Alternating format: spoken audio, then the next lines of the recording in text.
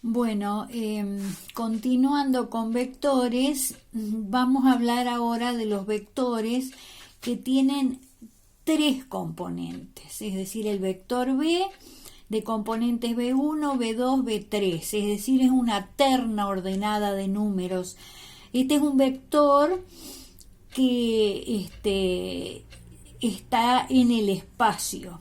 Los vectores de dos componentes están en el plano y los de tres componentes están en lo que se dice el espacio ordinario, el de tres dimensiones. Al espacio ordinario lo simbolizamos con tres ejes. Yo acá he dibujado una terna, la parte de los semiejes positivos de coordenadas. Nosotros vamos a trabajar con esta terna, es decir, este es el semieje positivo de las X, semieje positivo de las Y y semieje positivo de la Z. Es una perspectiva, este dibujo no está en verdadera dimensión, porque serían estos dos ejes Y y el eje X es perpendicular, ¿no es cierto?, al plano del papel, es decir, el eje X sería, sí, perpendicular al plano de la hoja de papel. Entonces se lo hace en perspectiva, de esa manera. Y entonces esa orientación le vamos a dar nosotros a los tres ejes coordenados. Eje de abscisa, eje de ordenadas y este nuevo eje es el eje de cotas. El eje Z es el eje de cotas. Entonces, acá va la componente en X, en Y, la componente en X, en Y y en Z. Es decir, la tercera componente. Todo lo que hemos visto para los vectores en el plano, es decir, los de dos componentes, se generaliza para los vectores de tres componentes.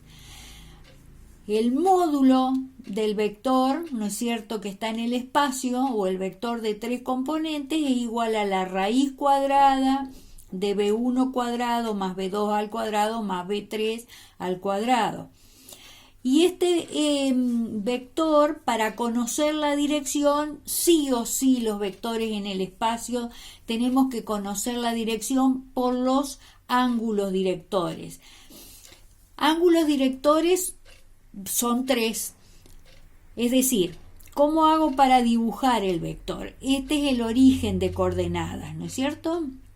Entonces, marco sobre el eje de las X la primera componente. Sobre el eje de las Y, la segunda componente. Depende si es positiva, ¿no es cierto?, va hacia la derecha, negativa hacia la izquierda. Si X es positiva, va hacia adelante, y si es negativa, hacia atrás. Y si Z es positivo, va hacia arriba, y si es negativo, hacia abajo. Entonces, marco sobre el semieje positivo de las X la primera componente del vector. Sobre el semieje, de las Y, no necesariamente positivo, no, depende del signo que tenga. Entonces, repito, sobre el eje de las X marco la primera componente. Sobre el eje de las Y, la segunda componente. ¿Qué hago? Por donde tengo la componente en X, trazo una paralela al eje Y, y por donde tengo marcada la segunda componente, trazo una paralela al eje de abscisas. Esas dos paralelas se cortan en un punto. Esto sería la proyección sobre lo que sería el plano XY, es decir, estos dos ejes me determinan un plano coordenado XY.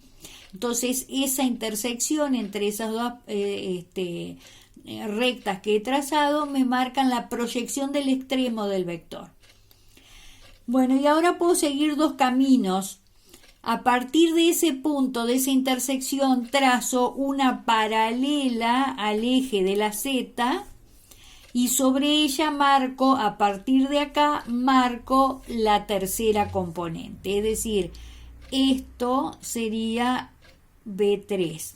O bien lo trazo a la tercera componente sobre el eje de la Z, marco, y después a partir de ahí trazo una paralela a la recta que va desde el origen de coordenadas a la proyección del extremo del vector. ¿Ven? Esta es una recta. Entonces, a partir de B3 trazo una paralela a esa recta. Y entonces, esto sería la posición del punto extremo donde se cortan la vertical y esa paralela, me marca el extremo del vector. Entonces el vector va desde el origen de los ejes de referencia a ese punto, intersección. De esa manera se traza un vector en el espacio que es una perspectiva, les repito. Los pares de ejes, es decir, los ejes tomados de a dos me determinan un plano, ¿no es cierto? El plano XY, el plano YZ, el plano XZ. Los planos coordenados son 3. Si yo dibujo los planos, la parte positiva, que me determina la parte positiva de los ejes coordenados, sería eje X, eje Y. Este sería el plano, una parte, ¿no es cierto?, del plano XY. Esto sería una porción del plano YZ. Y esta sería una porción del plano XZ. ¿Ven? Esto es una perspectiva. Para que ustedes se ubiquen en el espacio ordinario,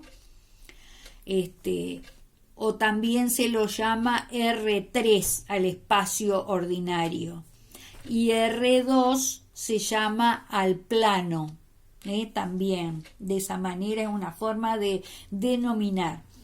Bien, entonces tenemos dibujado el vector, y entonces el módulo lo obtenemos haciendo este cálculo. Y la dirección, acá sí o sí vamos a necesitar los ángulos directores, que los vamos a conocer a través de la función coseno, es decir, a través de los cosenos directores. Que de la misma manera que en el plano, ¿no es cierto?, sería el coseno de phi sub x es igual a la primera componente del vector sobre su módulo. El coseno de phi sub i es la segunda componente sobre su módulo, y el coseno de phi sub z es la tercera componente sobre su módulo. Y de la misma manera que en el plano varían esos ángulos entre 0 y pi.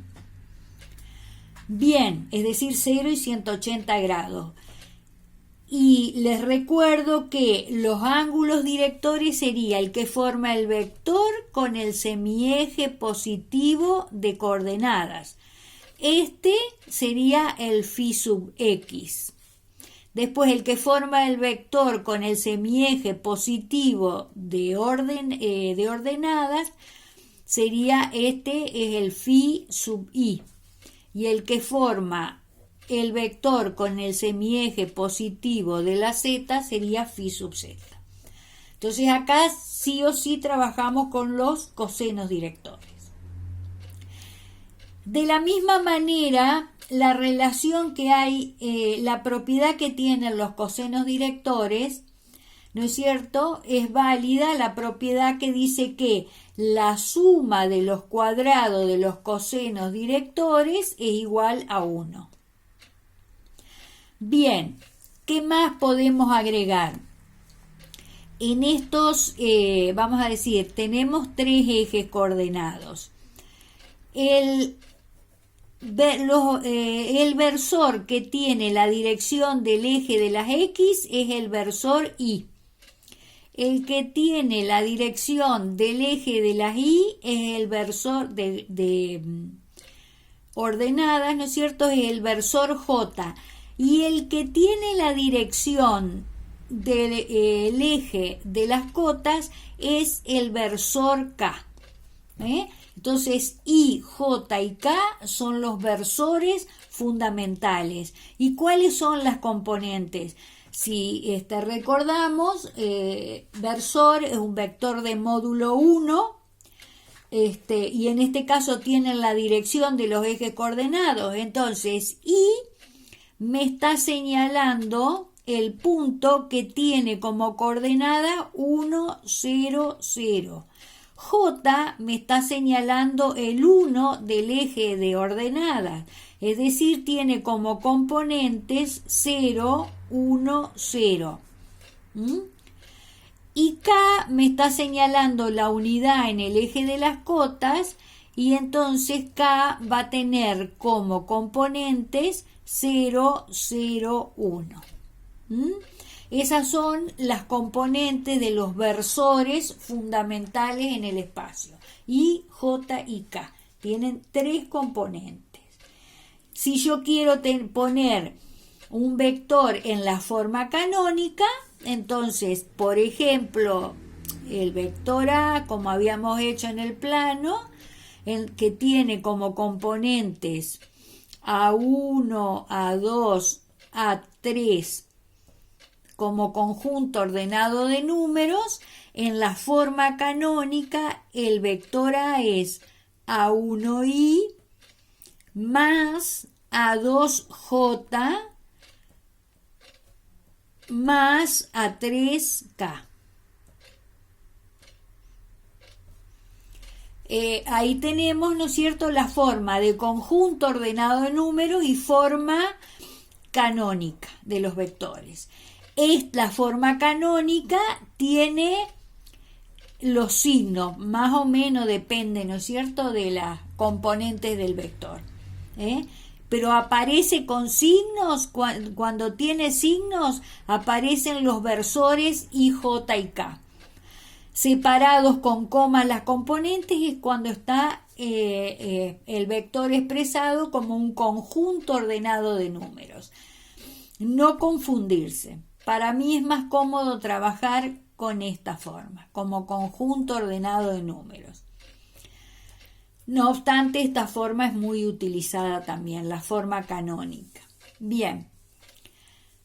Después, si nosotros tenemos un vector en el espacio que no pasa por el origen de coordenadas, es decir, tiene como origen al punto P1 de coordenadas X1, Y1 y Z1, y como extremo al punto P2 de coordenadas X2, Y2, Z2, las componentes de ese vector, por la misma razón que vimos en el plano, las obtenemos haciendo las coordenadas del punto extremo menos las coordenadas del punto origen. Entonces, las componentes del vector P1, P2 son X2 menos X1, Y2 menos Y1, Z2 menos Z1.